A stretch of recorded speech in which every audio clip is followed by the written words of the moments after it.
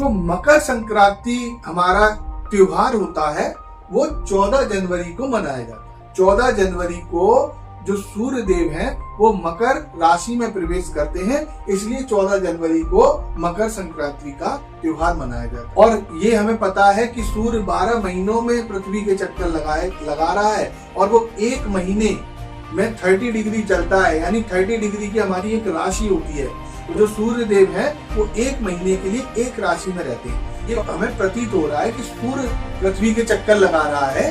तो ये दो चीजें हमें दो अलग अलग रेफरेंसेस हमारे पास हैं कि एक सूर्य पृथ्वी के 12 महीनों में चक्कर लगाता है और एक 24 घंटे में चक्कर लगाता है। तो वही दो रेफरेंसेस को अगर हम ध्यान में रखें तो हमें ये समझ में आ जाएगा कि लग्न कैसे निकाली जाती है।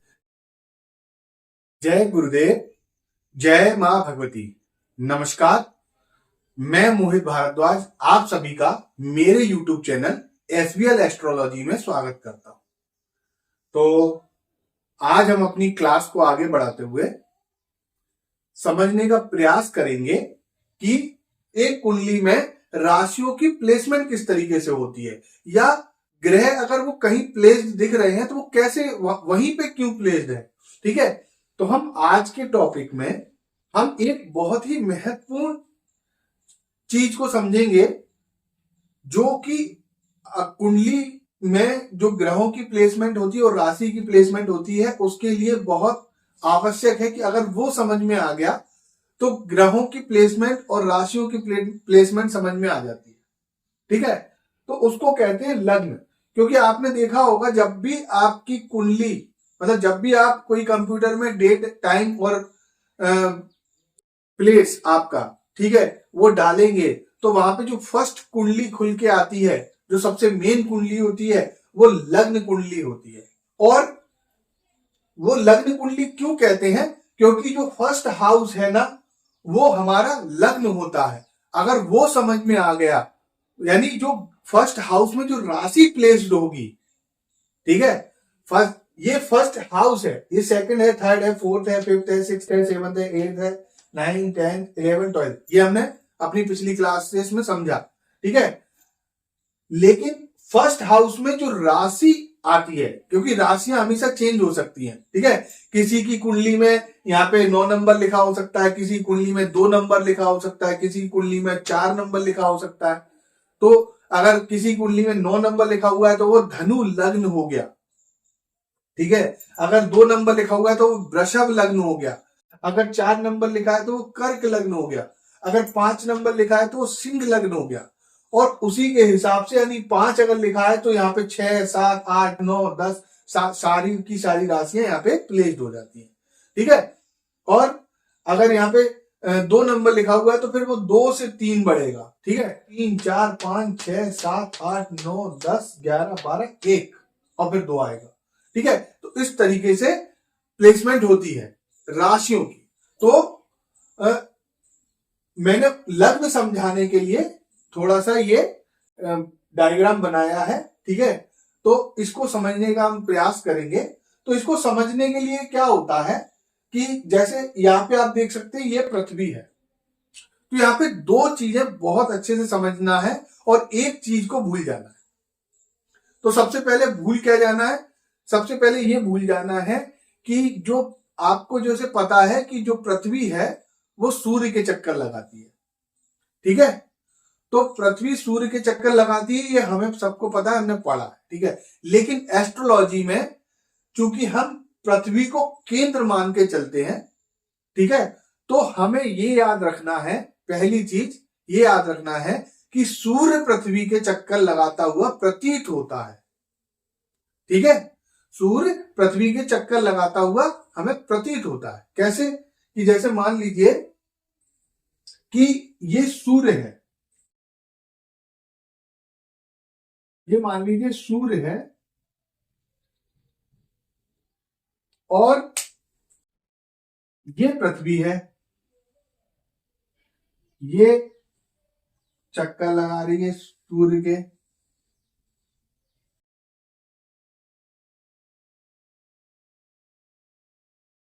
ठीक है, तो ये पृथ्वी है जो कि सूर्य के चक्कर लगा रही है, ठीक है। बट अगर हम जैसे अब हम यहां पर हैं, हम पृथ्वी पर हैं, ठीक है, हम पृथ्वी पर हैं, तो क्या हमें ऐसा लग रहा है कि पृथ्वी मूव हो रही है, पृथ्वी मतलब गतिमान है, ये हमें क्या प्रतीत हो रहा है? हमें तो यही लग रहा है कि नहीं, हम तो स्थिर खड़े हुए हैं और हम ऐसी जगह मतलब जमीन पर खड़े हुए हैं, हम चल नहीं रहे हैं। जब हम गाड़ी में चलते तो हमें लगता है हाँ गाड़ी मूव हो रही है, बट हम अगर जमीन पर खड़े हुए हैं तो हमें ये नहीं लग रहा कि कोई चीज मूव हो रही है या हम मूव हो रहे हैं। लेकिन पृथ्वी हमेशा मूव हो रही है, पृथ्वी ऑलवेज मूव होती रहती है और बहुत ज्यादा स्पीड में मूव होती है, लेकिन हमें प्रतीत नहीं होता। तो अब होता क्या है कि हमारे लिए, हम पृथ्वी पर हैं, तो हमारे लिए जब पृथ्वी यहां पर है तो सूर्य हमारे राइट साइड में है, और जब ये पृथ्वी यहां पर आ जाएगी तो ये सूर्य हमें लेफ्ट साइड में मिलेगा। जब ये पृथ्वी यहां पर आ जाएगी तो सूर्य हमें लेफ्ट साइड में मिलेगा।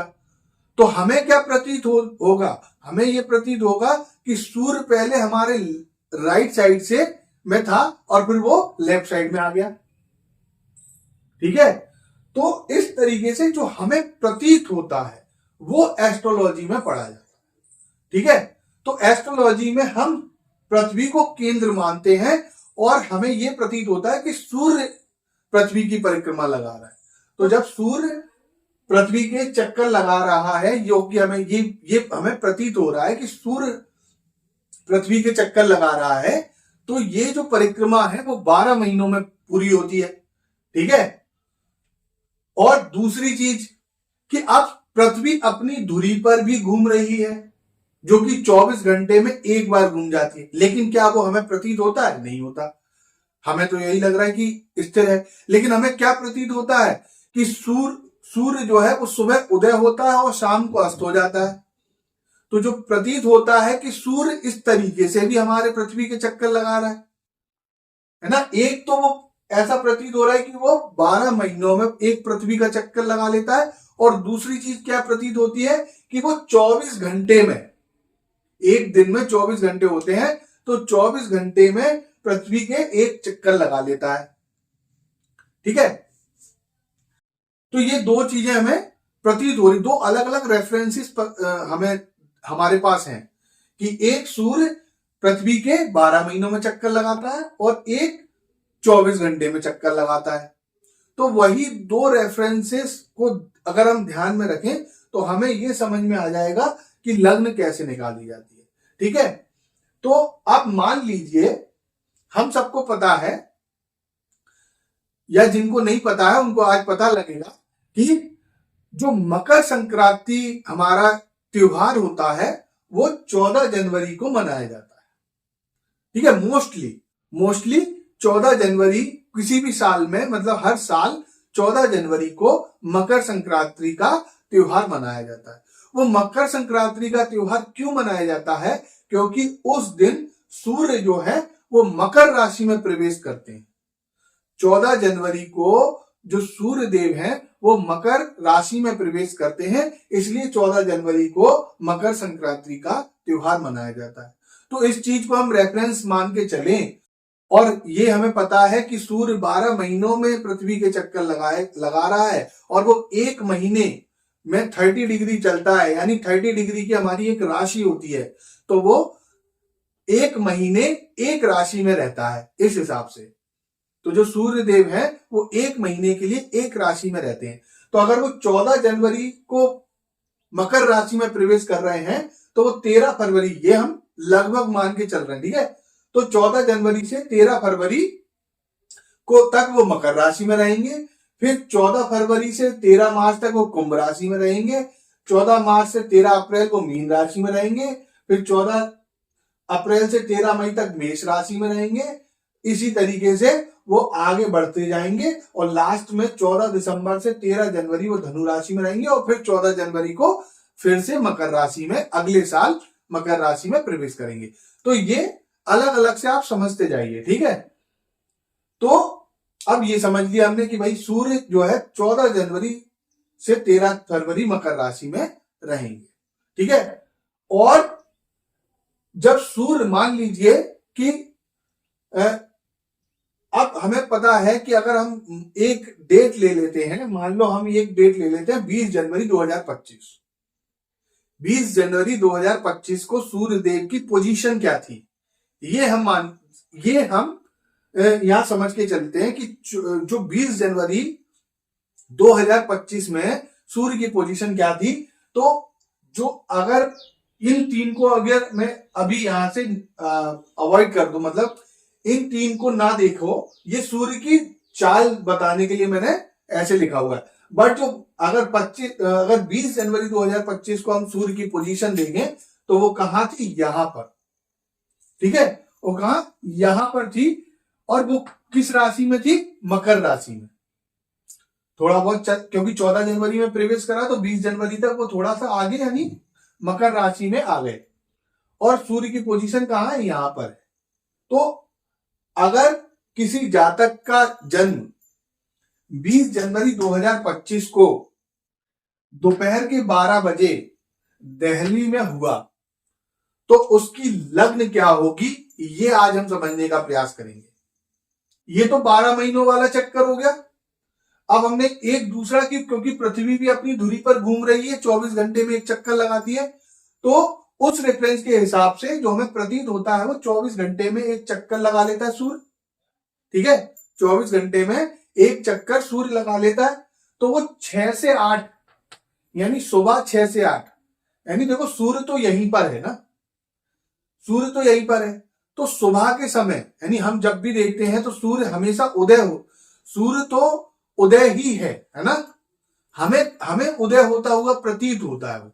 यही एस्ट्रोलॉजी है कि हमें प्रतीत क्या होता है, क्योंकि सूर्य तो अपनी जगह है।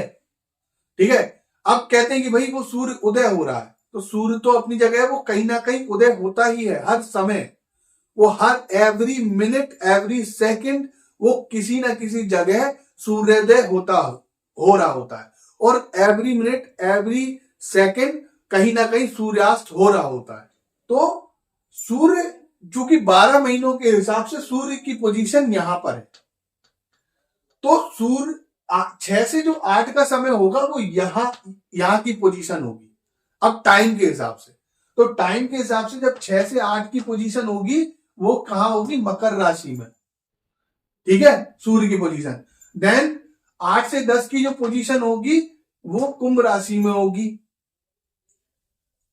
ये जो दूसरा रेफरेंस है ना कि जो सूर्य 24 घंटे में एक चक्कर लगा रहा है, तो उसके हिसाब से एवरी 2 आवर्स यानी 2 घंटे वो सूर्य एक राशि में रहता है।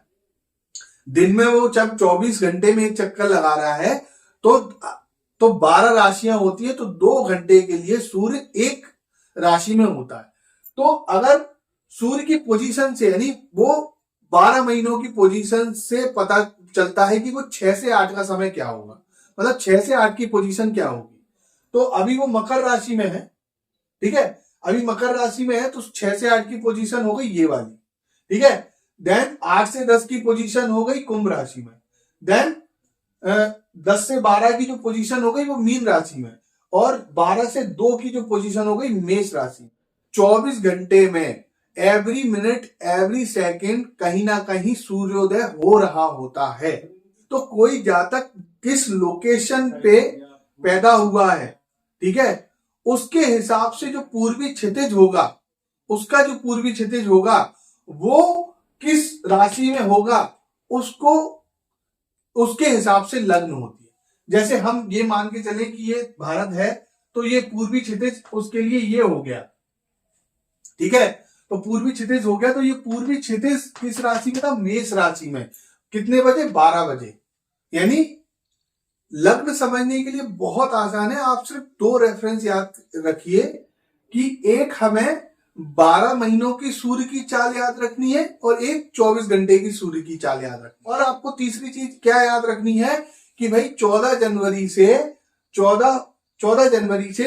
13 फरवरी तक जो सूर्य होता है वो मकर राशि में होता है, क्योंकि 14 जनवरी को मकर संक्रांति बनाई जाती है। तो ये अगर आप दिमाग में रखोगे तो इससे आपको आइडिया लग जाएगा कि किस डेट में जो सूर्य है वो किस राशि में होगा।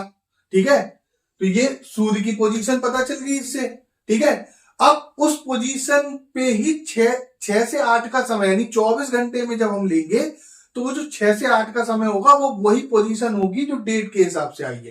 तो उससे हम आगे बढ़ाते जाएंगे, क्योंकि वो अगली राशि में कब जाएगा, 8 से 10 में, फिर उससे अगली राशि में 10 से 12 में, फिर उससे अगली राशि में 12 से 2 में, ठीक है। तो इस हिसाब से आप ऊपर का आइडिया ले सकते हो, ठीक है, कि वो कि अगर मान लो आपको पता है कि ये डेट है किसी जातक की, तो आपको पता लग गया कि भाई ये किस राशि में सूर्य है, ठीक है। फिर आपने देखा कि भाई टाइम ये है, तो अब आपको ये पता लग गया कि उसकी लग्न क्या होगी। टाइम से लग्न पता चल जाए, क्योंकि देखो लग्न दो एक ही चीज। आप कहोगे फिर टाइम ही याद रखें, नहीं रख सकते, क्योंकि आपको डेट से ये पता करना है कि सूर्य की एक्चुअल पोजीशन क्या है, ठीक है। जब आपको सूर्य की एक्चुअल पोजीशन पता चल गई तो आपको 6 से 8 का टाइम पता चल जाएगा, यानी 6 से 8 की पोजीशन पता चल जाएगी। उससे आप पूरे दिन का प्रिडिक्ट कर सकते हो कि सूर्य के किस उसमें राशि में होगा, और फिर वो जो सूर्य जिस राशि में होगा वो आपकी लग्न होगी। तो जैसे मान लो कि 20 जनवरी 2025 को सूर्य मकर राशि में है। अब 12, तो इससे क्या पता चला कि जो 6 से 8 का पोजीशन है, 6 बजे से 8 बजे तक की जो पोजीशन है सूर्य की, वो भी मकर राशि की है, ठीक है। तो उसके बाद हमने ये देखा कि हमारे जातक का जन्म हुआ 12 बजे, तो भाई 6 से 8 में वो मकर राशि में है, 8 से 10 कुंभ राशि में है, 10 से 12 मीन राशि में है, और 12 से 2 मेष राशि में। तो देखो ये दोनों पोजीशन हो सकती है, दोनों लग्न हो सकती है उसकी, क्योंकि वो 12 बजे हुआ, तो 10 से 12 का समय मीन का है और 12 से 2 का मेष का है। तो ये दोनों लग्न हो सकती हैं उसकी। तो ये ऊपर का प्रेडिक्शन आ जाता है। बाकी का तो आपको जो कंप्यूटर में आप डालते हो तो उससे आपको पता चल जाता है कि आपकी कुंडली क्या है, क्योंकि वो डीप कैलकुलेशन होती है, ठीक है। वो भी एस्ट्रोलॉजी में आती है सीखने के लिए, लेकिन अगर हमें कंप्यूटर से वो निकल के आ रही है तो वो इतना आवश्यक नहीं है। और अब आगे लोकेशन, तो लोकेशन से लग्न पे इतना इफेक्ट नहीं पड़ता है, लेकिन हमारे ग्रहों की पोजीशंस वगैरह जो होती हैं उन, ठीक है, वो ग्रहों की पोजीशंस वगैरह चेंज हो सकती हैं, डिग्रियां चेंज हो सकती हैं, उसकी मतलब ग्रहों की जो डिग्रियां होती हैं वो चेंज हो सकती हैं, आपकी महादशा में अंतर आ सकता है लोकेशन के हिसाब से, ठीक है। तो ये हमें जो 3 चीजें हमारे लिए जरूरी होती हैं। बहुत लोगों को लगता है कि नाम भी जरूरी होता है और कुंडली में नाम डालना भी पड़ता है। जब आप कंप्यूटर में डालते हो तो आपको नाम डालना पड़ता है, बट आप वहां पे कोई भी नाम डाल दो, उससे कोई इफेक्ट नहीं आता, क्योंकि आपका जो नाम आएगा वो आपकी राशि से आएगा, ठीक है। तो वो भी हम पढ़ेंगे कि आपकी जो चंद्र राशि, या हम इसी में ही बता देंगे कि आपकी चंद्र राशि क्या पड़ेगी, लेकिन उसको यहां पे हम समझ नहीं सकते, क्योंकि वो थोड़ा डीप कैलकुलेशन हो जाएगा, उसमें आपको चंद्रमा की पोजीशन पर पता करनी पड़ेगी, ठीक है। तो अब मान लीजिए कि मैंने इस जातक की, मतलब ये जो जातक है जो 20 जनवरी को पैदा हुआ है 2025 में 12 बजे के टाइम पे, और दिल्ली में जो पैदा हुआ है, उसकी कुंडली निकाली, तो उससे मुझे ये पता चल रहा है कि जैसे मान लो कि ये तो हमने देख लिया कि भाई मेष राशि में, मतलब मेष लग्न हो गई इसकी, 12 से 2 का जो टाइम आ रहा है वो मेष का आ रहा है, तो इसकी मेष लग्न हो गई। तो मेष लग्न का नंबर होता है 1, ठीक है। तो 1 से फिर हम आगे बढ़ेंगे, तो ये 2 हो गया, ये 3 हो गया, ये 4 हो गया, ये 5 हो गया, ये 6 हो गया, ये 7, ये 8, ये 9, ये 10, ये 11 और ये 12, ठीक है। तो आप देखो ये यहाँ पे फर्स्ट हाउस है, ठीक है, और ये एक राशि है, यानी मेष राशि। तो मेष राशि, वृषभ राशि, देन मिथुन, फिर कर्क राशि, फिर सिंह, फिर कन्या राशि, फिर तुला राशि, फिर वृश्चिक राशि, फिर धनु राशि, फिर मकर राशि, फिर कुंभ राशि, और क्या, मीन राशि, ठीक है। और आप देखो इस कुंडली में जो सूर्य की पोजीशन है वो एक्चुअल पोजीशन क्या है, मकर राशि में, तो सूर्य आपको यहीं पे मिलेगा, कुंडली में भी सूर्य आपको यहीं पे मिलेगा मकर राशि में, और ये अच्छी पोजीशन है सूर्य की, ठीक है। मकर राशि में 10th हाउस में 10वें स्थान पे सूर्य की, जो वैसे शनि की राशि में है लेकिन फिर भी सूर्य यहाँ पे बली है ना, ये हम आगे पढ़ेंगे, ठीक है। ये दिशा बल, वैसे हम पढ़ चुके हैं इसको, दिशा बल होता है ये। तो सूर्य और मंगल यहाँ पे बली होते हैं, ठीक है।